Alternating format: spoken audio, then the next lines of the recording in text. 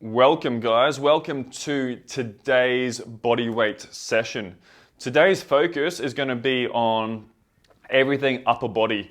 So we're going to be trying to develop some strength and get a really good stimulus to grow some muscle, which is just going to help our body composition overall. So like always guys, we're going to get straight into a bit of a warm-up. Okay, with our warm-up, we're just focusing on muscles that we're going to be using, okay, opening those up, getting some range through them so we can take our movements through a full range of movement. And these are predominantly areas that we do get tight in. So the first movement that we're going to do is a cat-cow. So a cat-cow is, we just want knees underneath shoulders, hands underneath shoulders, knees underneath hips. I want to find a neutral spine to start off with. And then from there, we want to breathe in, push the floor away. And then breathing out, opening up. So we're taking our spine into flexion, which is a really good movement to feel. We don't necessarily want to do this with load, but it's good for proprioception to find where neutral is, to find where extended is. This is extended. Okay, so when we're lifting, we generally want to be more neutral round about here most of the time. But this is a really good movement for getting some range through that thoracic. So being able to effectively get into some thoracic extension is really important for our overhead stuff and a lot of other movements. So we're going to move through this. I suggest putting on a bit of a timer on with your circuit just to keep you accountable.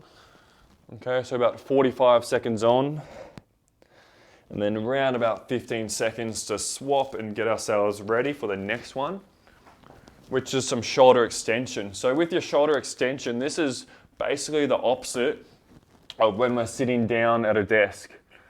Okay, so what we're trying to do is we're taking those arms behind us, and then we're opening up the chest. We're getting those hands close together. And then from there, you're going to walk those hips out. So the further we go with the hips, then the harder and the more stretch is going to put through our chest and our shoulders. So just depending on how tight you are as to how far you're going to be able to go.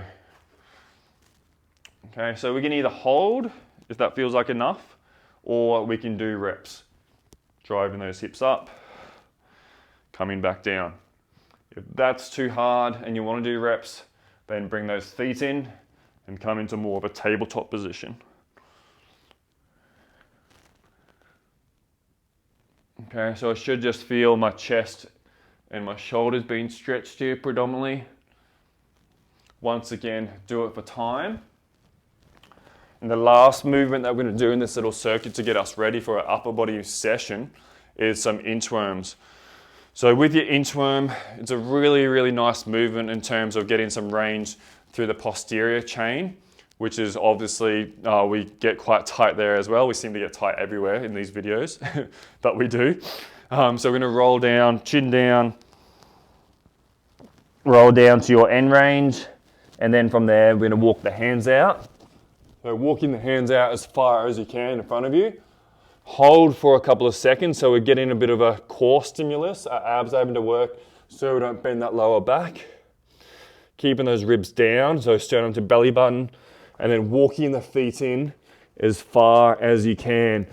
And as I'm walking in, I'm really thinking about pushing hard into the ground with nice straight arms, and then turn around and go again. So set a little timer up, guys. Do anything between 1 to like 4 rounds of that for warm-up. If you're trying to do this in like a half an hour session, then I suggest probably 2 rounds through.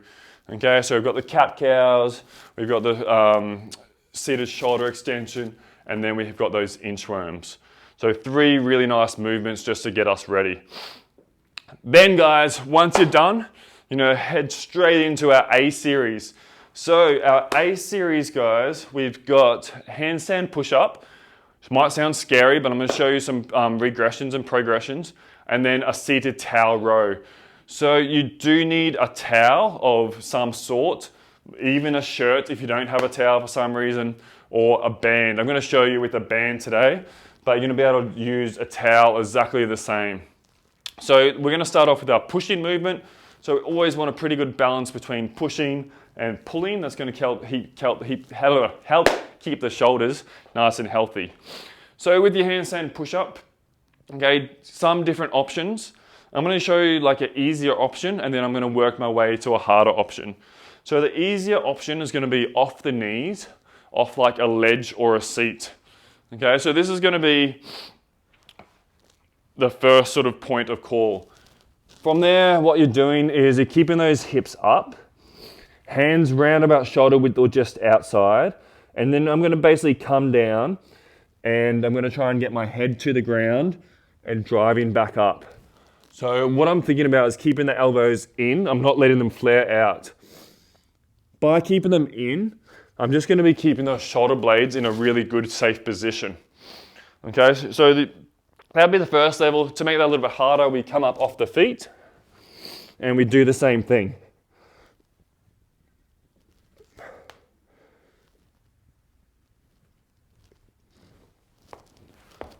Okay, so knees easier, feet a little bit harder. A main thought there is trying to keep those hips on top of the hand so it doesn't just turn into a push-up. Depending on your level of ability, okay, you can kick up into a handstand if you're confident. I'll show you over here what that looks like.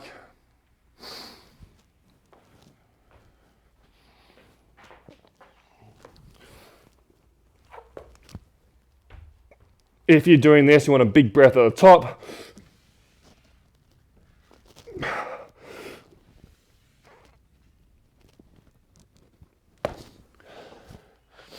Okay, and you can make that variation easier by coming down to like a block or something like that, so it's not head to the ground.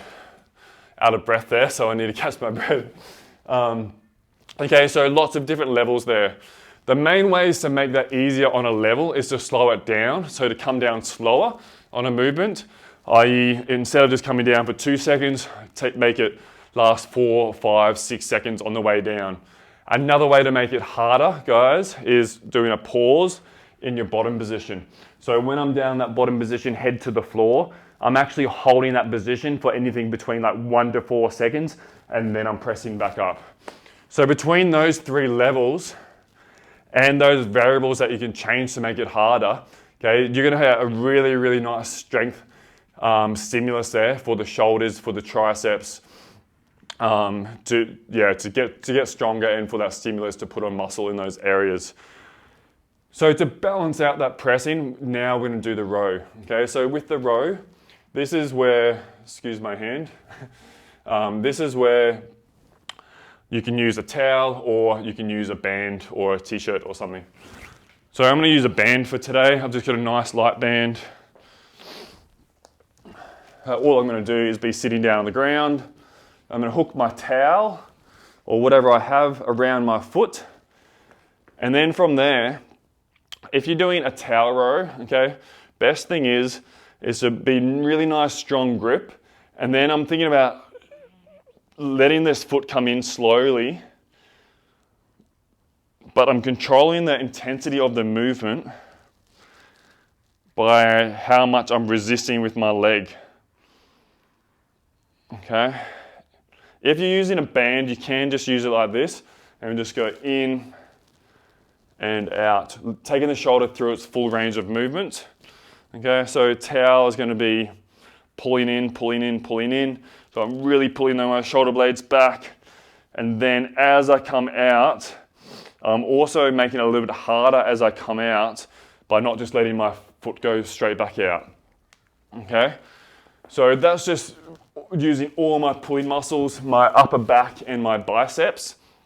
And that's really, really good for, like I said, balancing shoulder health, but also for posture in the long run. So with that, we want to overload it with either reps, okay, so doing more reps or doing the reps slower, which is what I really suggest with this one. So the main ways to get a stimulus for putting on muscle is that we just need to go close to failure. We need to get within pretty close to like 1 to 2 reps short of failure. So you can either do that by doing more reps, or you can do it by going slower on the way in and on the way out. Awesome, guys. So we've done 2 movements. Okay, on our A series, we've done our handstand push-up variation, and we've done our pull-in variation. So in terms of sets and reps, what I suggest you do with that, anything between 2 to like 6 sets of each. Okay, 6 sets would be a pretty mammoth type session. 2 sets is just getting the job done, okay, and getting a bit of a stimulus and then moving on with your life. Once you've done those 2 movements, what we're going to do is we're going to go through a B series to support those movements. So your B series is going to be a push-up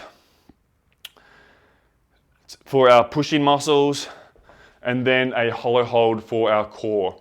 So the push-up, I'm going to run you through some variations once again, but the principles remain the same. So with the push-up, we always ideally want to be using your full kinetic chain, which means we want to be in free space. So we want to be using the glutes, using the core for our pushing, as well as our main muscles, our chest and our triceps and our shoulders. So what I mean by that is I would rather you go elevated, hands up on something, rather than just going knees on the floor to make it easier. Okay, so the higher up we go, then the easier it's going to be to get that movement done. So I'm going to show you here off the massage table. So main principles, like I said, everything's the same depending on what variant, depending on what progression we're using. Glutes are on, quads are on, knees are locked out. As I'm lowering down, my shoulders, my elbows are staying in, so my shoulders are backing down at the bottom, and then I'm pressing away. Big breath at the top. Tension, tension, tension. Pushing away, and then taking another breath. Okay, so to make it harder, obviously we go down towards the floor. Exactly the same if you're off the floor. Big breath, screwing those hands in. Everything comes down together. Everything goes away together. To make that harder again, you can go hands on books or hands on like 2 blocks, for example, and try and get some extra range. So you're actually, I'll show you with some yoga blocks, we're actually going through a bigger range of movement than what you would normally just do if you're on the floor. So you can see here, and my chest is going to go that little bit extra for extra range. Big breath, everything comes down together, and then all the way back up. So whatever progression you're using with that, guys, you can still make it harder again, not just by adding reps, but also by adding in tempo. So we want slow on the way down to make it harder, or pauses in the bottom. Okay, so the main thing that we want to do is, once again, we want to get pretty close to musculature failure. So as in not being able to come back up from your push-up. So whatever variant you're doing, okay, what it could look like is something like this. So you might go 10 seconds down, big breath, 10, 9, 8, 7, 6, 5, 4, 3, 2, 1, back up, and then same thing going down. Another way to make it a little bit harder is some pauses. So coming down, pausing halfway down, pausing in the bottom, and then pressing out. I'll show you again, big breath, coming down, pausing here, pausing in the bottom position, keeping tension on, coming back up, and doing the same. So plenty of options there, guys, to take that movement close to failure. Even if you're a complete bodyweight beast, if you go hands up on blocks and you go down slowly and with pauses, you're bound to not be able to get too many reps, okay? It's gonna be less than 20, I would think, for the majority of people anyway, using those methods. So that's our first one, guys, to assist the handstand push-up. Next one is our hollow hold. So hollow hold, all we're trying to do with this, guys, is fight extension through our pelvis, through our back. So I'll show you a full hollow hold. So nice long lever. So I'm basically mimicking what happens in a handstand. My hands are pressing, my quads are on, my toes are pointed, and most importantly, my lower back is pushed really hard into the floor. So I'm not letting myself go into this position where my ribs are open and I could get something in between the floor and my lower back. Okay, to make that easier, guys, all you need to do is shorten that lever a little bit. So instead of here, we just bring those knees in a little bit and keep on bringing those knees. So you just want to work within a range where you can keep that lower back pushing really hard into the floor, but it is working the abs, okay? In terms of sets and reps on that one, anything between like 20 to 60 seconds is enough for most people. Once again, we want to be working but holding good form. So you've got your push-ups and your hollow holds, guys. Anything between 2 to 6 sets once again. 6 sets if you're like got a lot of time up your sleeve and you want to get a really, really good pump on and feel like you've worked really, really hard and you're quite experienced. Closer to 2 sets if you just want to get it done, tick it off and feel accomplished for the day. So we've done our A series, we've done our handstand push-up variant, we've done our towel rows, and now we've done our assistant work, guys, to help those 2 movements and just to help more stimulus overall, put on some muscle, and overall help body composition in the long term. To finish off today, we're going to do a AMRAP, as many rounds as possible of 2 movements. So we're going to ape walk and a butterfly sit-up.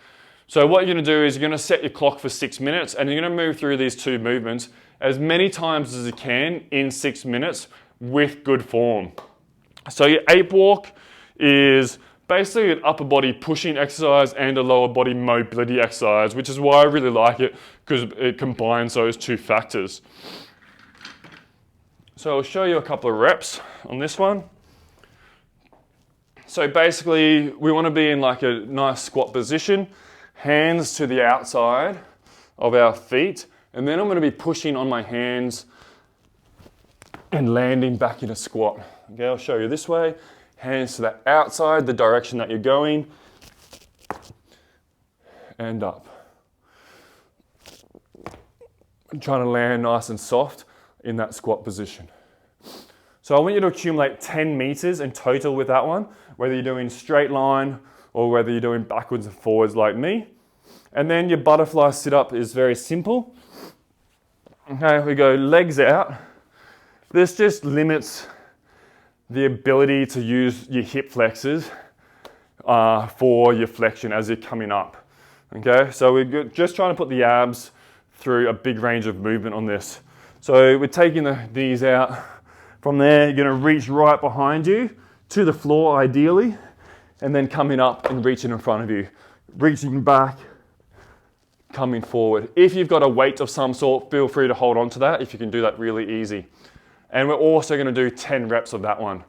Okay, if you can't do that, then simply leave those knees out, leave the hands on the thighs, and just drag those hands up the thighs to whatever range you can get to without straining that neck. So really trying to pull more from the abdominals. Okay, so there you've got 10 reps of ape walk, 10 reps of your butterfly sit-up, as many rounds through in 6 minutes. And then you've achieved some good conditioning, heart rate's up just a little bit, get those endorphins for the day. You've done a massive strength session for the day, guys, and all without any sort of equipment except a towel or a t-shirt or something that you can use for your towel row. So guys, thanks for watching. Let's get this done and let's just keep that habit going of ticking the boxes, getting stronger every day. Remember, a stronger human being is a more useful human being, and this is what it's all about. Thanks guys for watching.